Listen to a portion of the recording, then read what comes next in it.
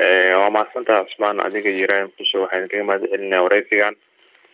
وحمانتي كلوريجنا إذا بدنا بدنا تمدوا أفريقيا إنه يقان أتمس هذا مثلا يكون على المدة جواء عن كين تيدا taasoo ay ku sugnaayeen muddo badan ciidamada Burundi oo ka mid ah ciidanka ATMIS waxaana maanta soo wareegay ciidanka xoogga dalka Soomaaliyeed xeradaas waata muhiimad inta laga yeelada xeradan ciidamada ATMIS lagala wareegay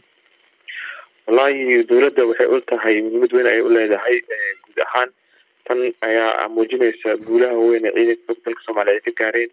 waxaan rajaynaynaa in mataqaanaa ciidankeena ay ku filayeen ammaanka dalka ee dadka Soomaaliyeed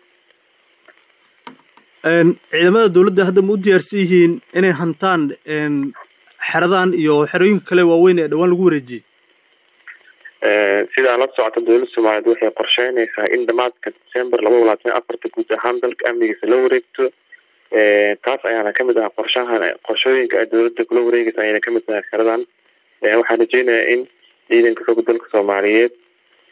inay dalka amnigiisa la wareegaan muddadaas gaaban waa tahay wasiir marka la eego xeradan baaxad inta laga ag tahay muhiimadda guud ee bulshada Soomaaliyeed iyo ciidamada xoogga dalka Soomaaliyeed uga faa'iideysanayaan maxay tahay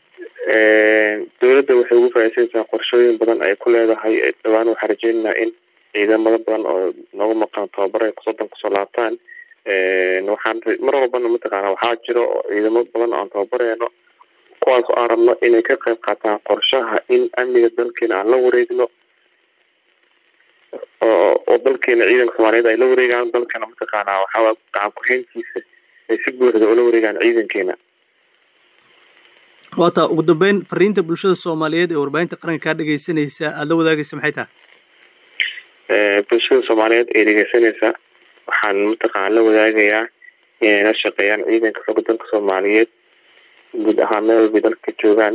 sidaad ka aragtaan miiskii meel walba guulaha ay gaarayaan ciidanka xoogga dalka Soomaaliyeed ma ahan guulo qiyaasi karo waxaan rajaynayaa guulahaasi oo ciidanka xoogga dalka Soomaaliyeed ay gaareen darteed sababtaas ay maanta soo dhaweynayso inay ciidanka midowga nabadgelyada Afrika loo yaqaan ATMIS inay dalka la wareegaan sidaasaan rajaynayaa insha Allah in dadka Soomaaliyeed amniga kula wareegaan dadka Soomaaliyeed waxaa ka rajaynayaa oo ku dhiirigelinayaa inay dawladdu wada shaqeeyaan dalkooda garab istaagaan cadowgana mataqaanaa waxaa waaye meel uu joogo iyo gudub uu ku jira soo sheegaan